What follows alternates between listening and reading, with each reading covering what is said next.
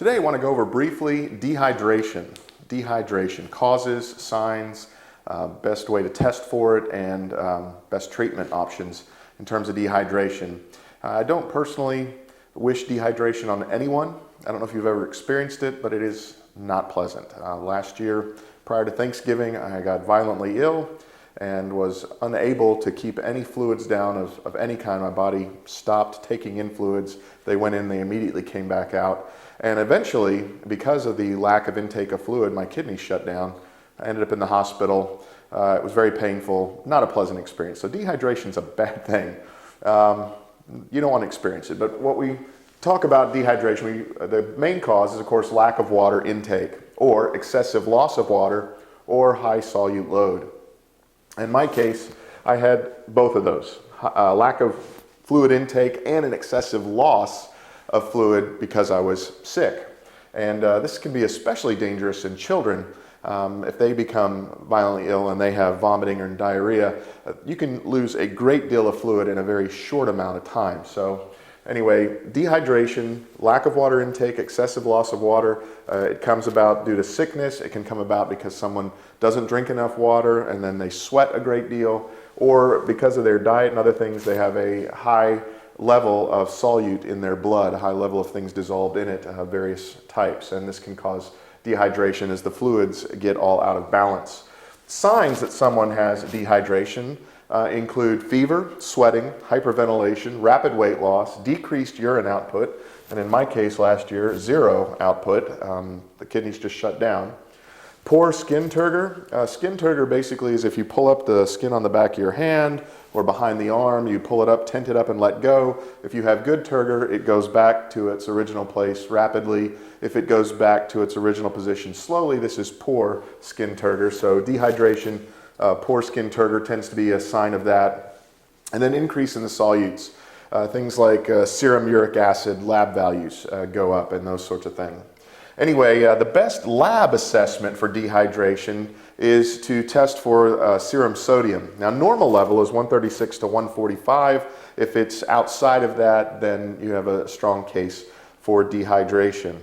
The best treatment for dehydration, the best way to rehydrate the body is to take water orally by mouth or to put a 5% dextrose solution in the water. In my case, my body was unable to process it, and so it had to go in intravenously. But the best way to treat dehydration is drink lots of water. So this has just been a basic overview of dehydration, its causes, its signs, best lab assessment, best treatment. And if you'd like to learn more about this and related matters, underneath this video, you'll find a link. If you'll click on that link, it'll take you to the website that has that information. And while you're on that website, you should also find a link to an ebook that's ready for immediate download.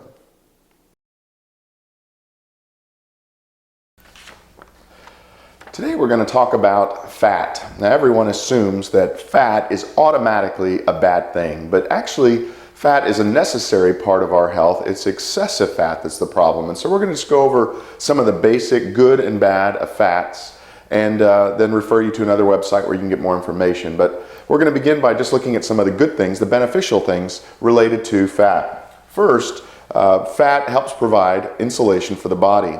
If you've ever noticed, people who have excessive body fat in warm climates need to keep the air conditioning set very low, whereas those who have very little body fat tend to get very cold easily, even in rooms that are of moderate temperature. So the amount of body fat you have actually acts as insulation, which can be good or bad depending on the climate and how much body fat you have. So the fat in your body actually acts partially as an insulator to keep in body heat.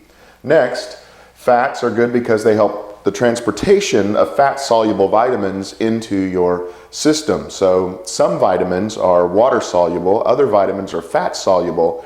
The fat-soluble vitamins need the fats in order to transport them into your system, and therefore you get the good out of them. Now the downside of fat-soluble vitamins is that if you take too many of these, you get an overdose of them. It's stored in the fat and can become toxic. So you need to be careful about the quantity of fat-soluble vitamins you take, but the fat is necessary for the transportation of those vitamins into your system. Next, fat helps provide a source of energy to your body. If carbohydrates are not available, which rapidly get turned into sugars and other things for body energy, then your body can grab a hold of the fats, which is basically stored energy, and keep you going. So your body will actually want to store fats against future needs, so that as you try to lose weight, sometimes your body works against you. It starts to worry, hey, wait a minute, we don't have enough storage here. If you lose more fat, the body gets worried that there won't be energy in case it's needed in the future, and sometimes works against you in weight loss. But basically, fats are stored future energy, and so fat is an energy source for the body. Also, fats are essential in the creation of linoleic acid, which is an essential acid in the body. Fats help in the production of that particular necessary acid. So those are some of the goods when we think about fat. Some of the bads, though, are related to our health of excessive fat. If you eat excessive fats and therefore develop excessive fat on your body, it leads to weight gain, which can lead to stroke and heart disease, which of course are deadly. None of that's good. And so what you need to do is keep your intake of fats less than 30% of your daily caloric intake. Less than 30% of your daily caloric intake should be from fats of all kinds. So when you add up the various saturated and unsaturated fats and that sort of thing, you want to keep it less than 30% of your daily intake of calories. Now, most people say that the bad fat is cholesterol, but cholesterol is not all bad. It comes in two types: high density lipoprotein and low density lipoprotein, with the shorter acronyms of HDL and LDL. Your cholesterol is considered high if it's above 240 milligrams per deciliter. It's a measurement of density there. And also your HDL and LDL need to be in the correct ratio to one another. If one is high and the other is excessively low, then you have a out of proportion cholesterol reading there. They're too far apart. They're not in a good ratio to one another. This can also be bad for your health. So these are some of the bads when we think of fats: too much fat, out of proportion cholesterol, things like that. But fats themselves are a necessary part of our health and living, and if they're used in moderation, kept less than 30% of your daily intake, they're not bad. They're actually good. They provide a lot of beneficial benefits to the body. This has been just a basic overview then, talking briefly about some of the facts related to fats. If you'd like to learn more about this or related matters, underneath this video, you'll find a link. If you'll click on that link, it'll take you to that website that has that information. And while you're on that website, you'll also find a link to an ebook that's ready for immediate download.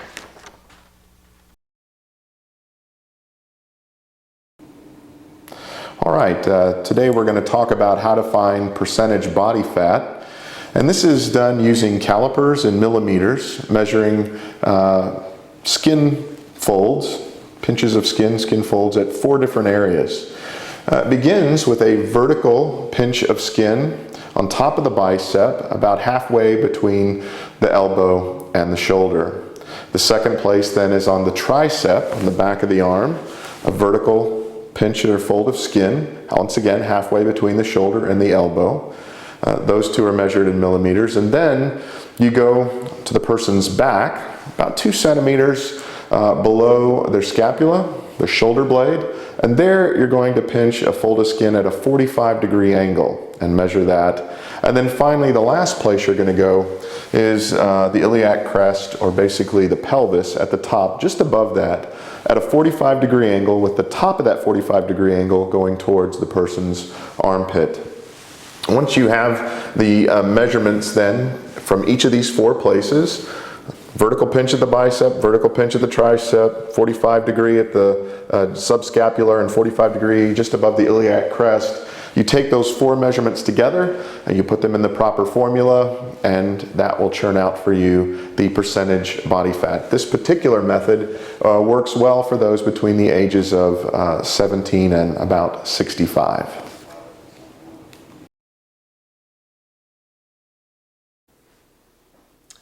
When people think about weight loss, it's something that's on the mind of quite a few people, and they want to know, what are the strategies? What can I do? What should I do? What should I not do?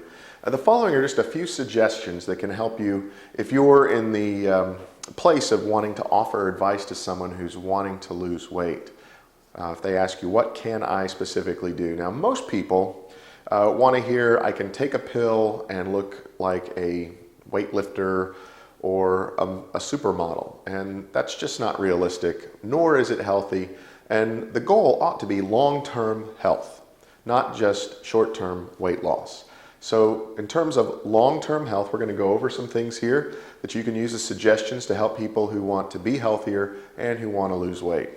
The first one, and the most important one, is that diet plus exercise is still the best way to promote long-term health and to lose weight. People don't like to hear that, but it's fact. It's reality. If you exercise to get your body healthy and you eat less than you use, you will lose weight. You will be more healthy. So diet and exercise are critical to people's health and to weight loss. And you have to get them over that hurdle. You got to let them know that, hey, the diet isn't extreme, nor do we want to make you lose a rapid amount of weight instantly. It's going to be over the long haul. As your health improves and as your diet improves, your weight will go down. So diet and exercise still the best way to help people lose weight. Next, get them to make changes, even small changes, but whatever changes they make sure they are changes for long-term health, not short-term weight loss. If they go on a particular diet that promises to help them lose 10, 15, 20, 30, 50 pounds, and it's just a short-term change, all of that weight will come right back. And it may even add more, which of course psychologically discourages the person. It does not improve their health. Yo-yoing the body like that up and down is not helpful. So help them make small incremental changes with always the goal beyond just the immediate weight loss to long-term health. So convince them that diet and exercise is important or critical, and then just making changes that always have the idea of long-term health in view. I am making a lifestyle choice here, not just a short-term temporary change so I can shed a few pounds. Next, help them do something measurable. Help them burn in a measurable way 500 more calories a day than they consume. So if they're on a 2,000 calorie a day diet, help them burn 2,500 calories so that there's a point at which they are burning more than they are consuming, and therefore each day they're losing a little bit more weight. So use 500 more calories than you actually consume each day. 4, beware of setting a perfect weight goal. This is very dangerous because, once again, it's not long-term health. I'm not making a lifestyle change. I'm just driving myself to get to this magic number, whatever that is. And once I get there, then I can quit all the changes I've made and go back to the way things were before because I've reached the magic number.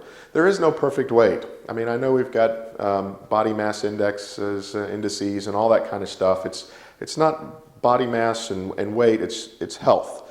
So try to keep out of their mind these ideas of, I've got to get down to this weight. It's like, no, you need to make small incremental changes to get healthy, and the weight will slowly come off over time. Next, give them as much education as possible by looking at their life and then comparing it to a healthy lifestyle. So eating patterns.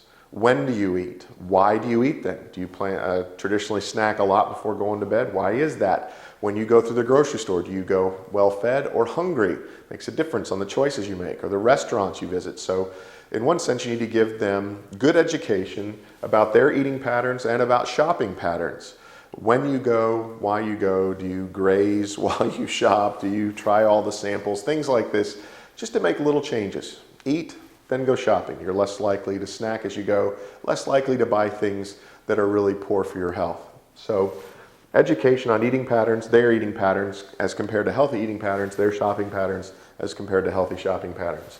Next, talk to them about portion control. It's not that you're eating pizza, it's that you're eating a whole pizza. A slice or two of pizza is not bad, but an entire pizza is a problem.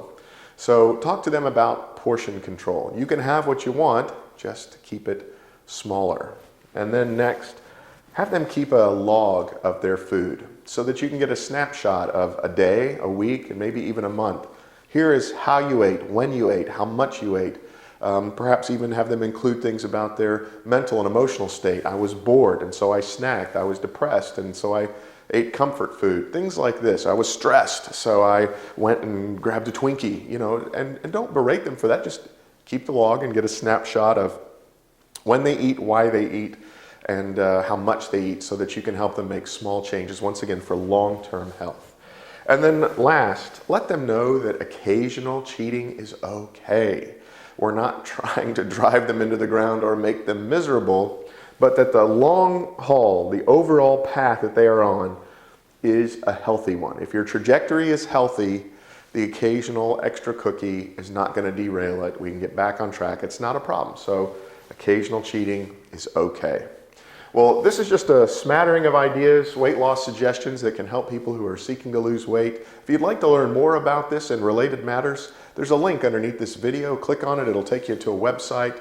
And at that website, along with that other information, you'll also find there a link to an ebook that's ready for immediate download.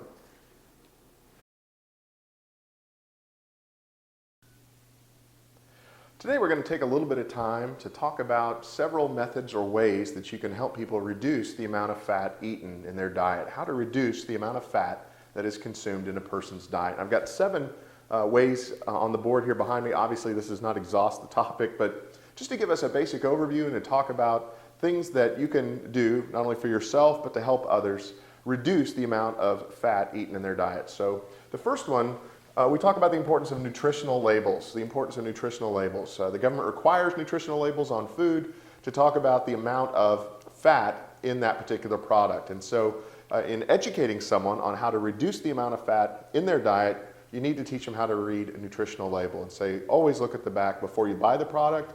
And if you're going to consume it, obviously you can't do this for restaurants, although actually some restaurants do print fat content for various things that you order off the menu, especially fast food places.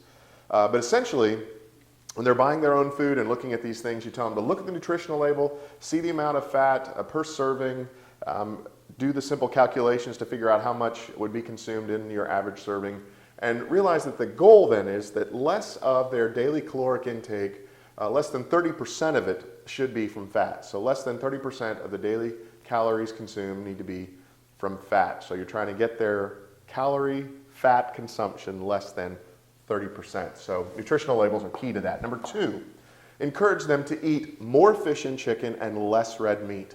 So if they can make a swap, if you will. Okay, you might want a hamburger here, instead have the chicken sandwich. You want a steak, why not have the fish? So encourage them to make these swaps and eat more fish and chicken and less red meat. Third, encourage them to eat more vegetables and less meat. So we've already made the meat swap, and then from there, increase vegetables, decrease the amount of meat eaten per day, per meal. Perhaps if you can get a salad in without chicken on it and not too much dressing, you reduce the amount of fat, and the calories coming in are more healthy. So that helps with eating more vegetables, less meat. Number 4, encourage them to eat smaller portions. Sometimes someone wants to eat something that they really like. It's got high fat content. Tell them that's okay. Just eat less. You don't have to fill up on this or eat a huge amount. Choose smaller portions, and if they were to do this not just on the time that they feel like they're cheating, eating something that's higher in fat, but for all they're eating, to lessen the portions that they're eating. Eat less portions per meal, reduces the amount of calories coming in overall, and certainly reduces the amount of calories coming in from fat. So eat smaller portions. And then 5, when they're given the choice between saturated fats, trans fats, and unsaturated fats, to always choose the unsaturated fats. So once again, the nutrition labels are key here, but eat unsaturated fats and try to avoid saturated fats and trans fats. Between saturated and trans fats are obviously the worst, so stay away from the trans fats altogether if you're able to. Saturated fats, keep them to a minimum, and prioritize, if you are going to have fats, unsaturated fats. And then 6, in food preparation, encourage them to not fry the food. Or for yourself, I want to lower my amount of fat consumed, so when I'm going to prepare my food, or I'm going to have my food prepared by another, or I'm telling someone else about food preparation, don't fry the food. You're frying it in fat, which of course adds to the fat content of the food. Find other ways that are just as tasty to prepare the food without frying it.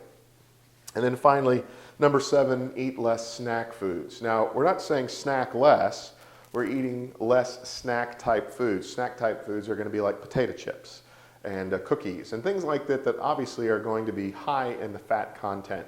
If you need a snack, eat an apple, have some carrots, things like this. So snacking is okay, but when you're snacking, more vegetables, less snack type foods that are high in fat, usually saturated and trans fats. These are just some of the ways that you, in educating someone else or for yourself, can encourage less fat intake in the diet and thereby improve health. There are obviously more things that can be said under this way, but here are 7 ways to reduce fat in a person's diet.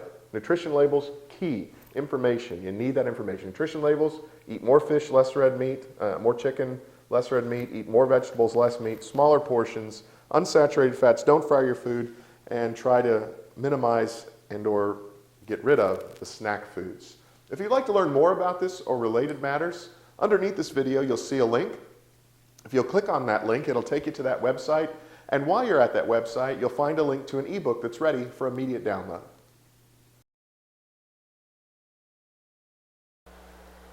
In this video today, we'd like to go over the guidelines that the U.S. Department of Health and Human Services have provided to assist people to help them stop smoking. So the following guidelines to help smokers quit have been established by the U.S. Department of Health and Human Services.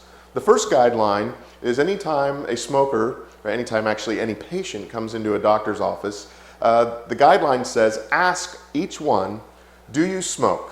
And if so, record the status and ask them every time they come in. So next visit, are you still a smoker?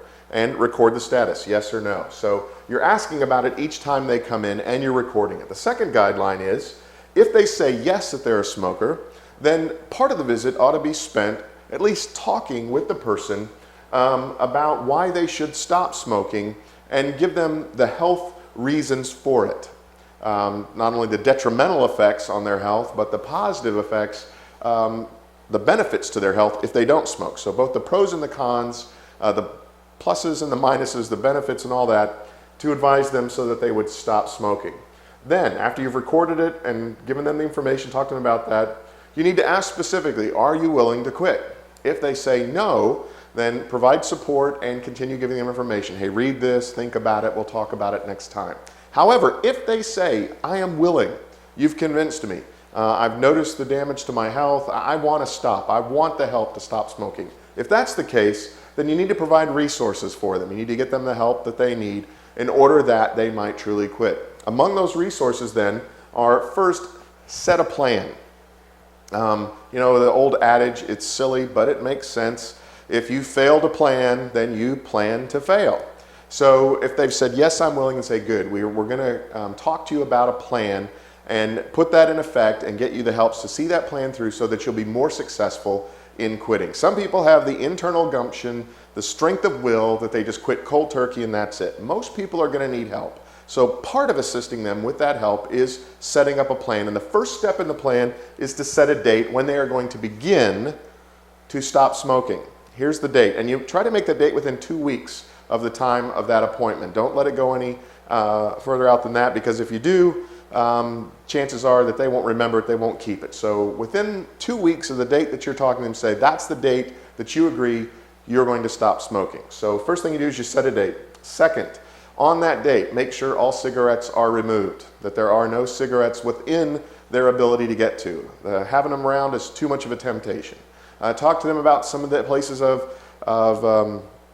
where they like to smoke, where they're going to be more tempted to smoke after a meal, when they drink, things like this. Make that connection for them so that they realize, hey, it's going to be worse for you, not during the day, but maybe at times of boredom or times that you're used to smoking, after a meal or while drinking. So remove the cigarettes, set a date, remove cigarettes, talk to them about some of the challenges that they're going to have, and then enlist the help of family and friends. It's critical that you get a support group around the person who will cheer them on, who will help keep them strong when they want to be weak. If they really want to quit, having the help of friends and family who will assist them in that is critical. So you've made a plan, set a date, removed the cigarettes, enlisted the help of family and friends. You've anticipated the challenges by talking to them about what they can expect, times when they're going to be most tempted to want to go back to smoke. And then finally, to help them out, you might suggest some prescription medications, things like the patch, gum, lozenges, things that have nicotine in them, in order to assist them with the nicotine cravings. I mean, they're addicted to a substance, you're trying to wean them off of that substance. Sometimes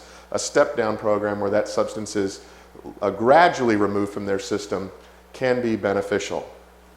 All right, so these are the guidelines from the U.S. Department of Health and Human Services to help smokers quit. When they come in, you ask them whether or not they smoke, you record the status, you advise them that they ought to quit, and you provide the health reasons. If they are willing to quit, you provide resources, you give them a plan, set a date, remove the cigarettes, enlist the help of family and friends, let them know of the anticipated challenges, and then perhaps recommend the patch gum lozenges or prescription to help them with nicotine withdrawal.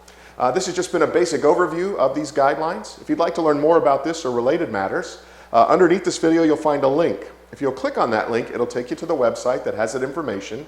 And while you're on that website, you'll also find a link to an ebook that's ready for immediate download.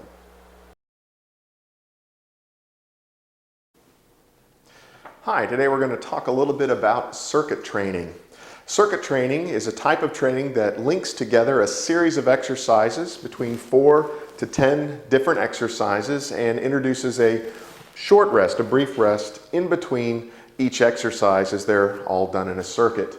Now, circuit training is good for muscle endurance, muscle strength, and cardiovascular fitness. It combines all of these together, which makes it a great way to train. You get maximum benefit, overall body fitness, because you've linked together these 4 to 10 exercises with brief rest, high intensity, and it builds power, strength, endurance, and because it's done rapidly with brief periods of rest between, cardiovascular health as well. So one of its greatest positive benefits of circuit training is its versatility.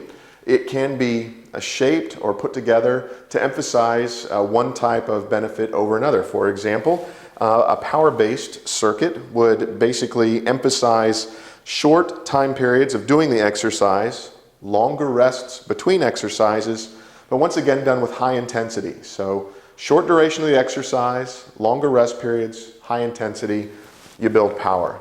If you want to do an endurance-based circuit, then what you would do is have longer time periods of engaging in the exercise, shorter rest periods in between, but the same high intensity. And the high intensity is what makes the circuit training beneficial. So it's versatile. It can be tweaked or shaped to either build power or endurance. It promotes overall health, muscle endurance, muscle strength, and cardiovascular fitness. And it's linking together in a series between 4 and 10 different exercises, usually involving the whole body or large muscle groups in the body. If you'd like to learn more about circuit training and things related to it, there's a link beneath this video. Click on it, it'll take you to a website where you can find out more, and at that website you'll also find an ebook ready for immediate download.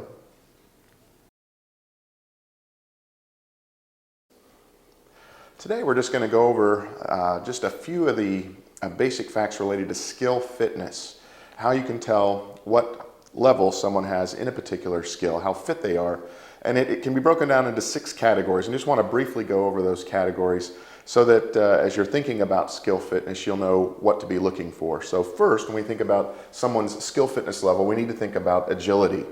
Agility is the ability to change body position rapidly and to maintain control over your body movements. Someone who has high agility can rapidly change body position and has a high degree of control over their body's motion or movements. When we think of agility, we tend to think of people like gymnasts, these sorts of things. They have a high degree of control over their body movements as well as the ability to change their body position rapidly. Along with agility, we have balance, and this is the ability to stay upright while moving or standing. And once again, we might think of a gymnast on a balance beam here. Their ability to remain balanced, to stay upright while moving or standing. After balance, we have coordination, and coordination has to do with the relatedness or connectedness between what the sense information coming in from the eyes or the ears or other senses as it relates to the body's movement. And we talk about good hand-eye coordination, good foot-eye coordination. So a soccer player would obviously need good foot-eye coordination. As the ball is coming in, they have to coordinate body movement to meet the ball with the feet and send it where they want it to go. Same with perhaps a baseball player with good hand-eye coordination, looking to hit a pitch as it comes in. The eye is receiving the information and they're able to coordinate body movement related to that sensory information that's coming in. Next, power. Someone's skill fitness is related to their strength plus their speed. Strength plus speed is the way we come up with power. Someone can be fast and not very powerful. They can also be strong and not necessarily powerful. but strength plus speed equals power. When we think about this, you might think about what's necessary in terms of a baseball player hitting a home run. They need to be strong and fast in order to connect with the pitch that's coming in and send it over the fence. Next, we think reaction time. Reaction time is the length of time between when the signal is given, whatever that is, visual or audible, and how long it takes them to respond to that stimulus, that external mechanism that says, hey, start. So the reaction time then is the start time after the signal's received. Here you can think maybe of a sprinter down waiting for the sound of the signal gun to go off, and then to immediately after that sound leap from the line and sprint down the lane. So start time is the amount of time it takes from when they hear the signal to the body's beginning motion. And then finally, speed. Remember, we said power is strength plus speed. Speed is the ability to perform a motion or to cover a distance in a very short period of time, short span of time. The motion speed, we might think here of a boxer's ability to throw a quick punch or jab, and then covering distance in a short time span would once again be the sprinter or the football player getting his time on his 40 and that sort of thing. So speed is the ability to perform a motion or to cover distance in a short time span. Well, anyway, these are the 6 skill fitness categories: agility, balance, coordination, power, reaction time, and speed. And where you fall in all these categories would be the level of your skill fitness.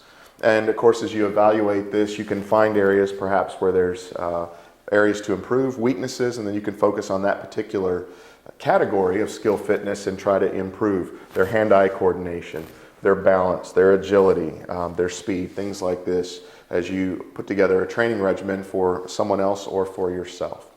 This has been just a brief overview then of skill fitness and the 6 areas related to it. If you'd like to learn more about this or related matters, underneath this video you'll find a link. If you'll click on it, it'll take you to the website with that information.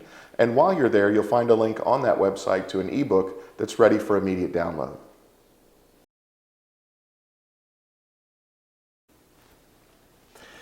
Anytime someone comes to you desiring perhaps to learn about how to train better, they have health objectives, they want to be more fit or healthy, if you're in the position of providing an assessment and putting together a training program for someone, or you just want to know more about it, I'm going to go over some of the objectives that are critical for that process.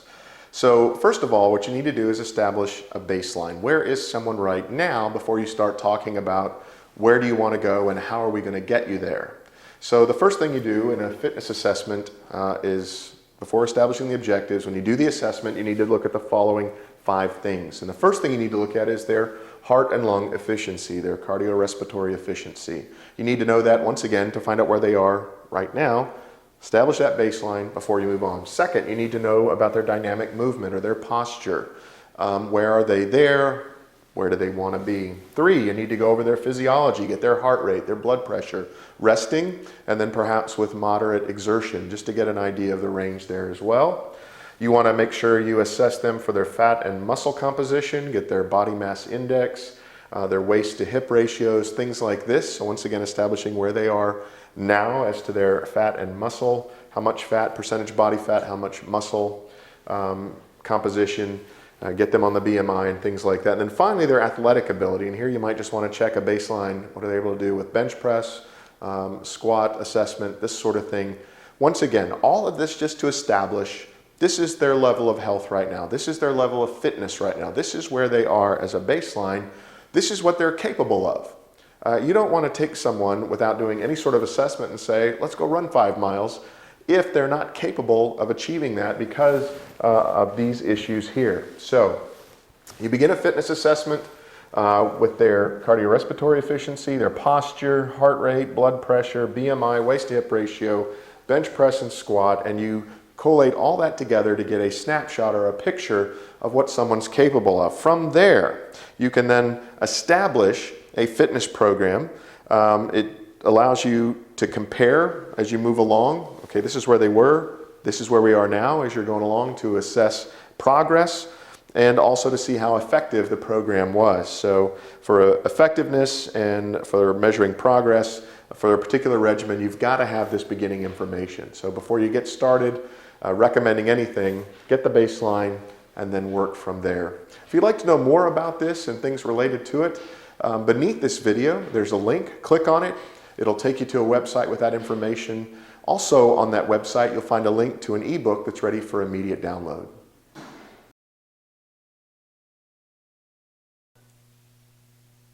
We are going to talk about the actions of muscles. The main actions that muscles take are isometric, isokinetic, and isotonic.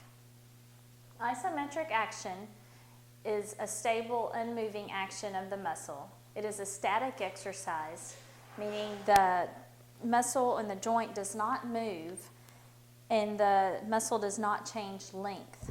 Isometric exercise can strengthen the muscle, but only in the position that the exercise was held. Isokinetic exercises require a machine. It's a motion that's made on a machine that controls the speed and the force of the movement. Isotonic or dynamic action moves the muscle visibly. It is a motion most often associated with standard muscle training. It can be broken down into two phases. The concentric phase, which is the positive contraction, which is usually the lifting action. It is working against resistance, and this causes a shortening of the muscle. The eccentric phase is the negative contraction, which causes the lengthening. It is typically the extension phase of the exercise. So the muscles can perform isometric or static exercise, isokinetic action requiring a machine to control the speed and the force of the movement, or isotonic, which is the actual movement of the muscle and joint, typically referred to in standard muscle training.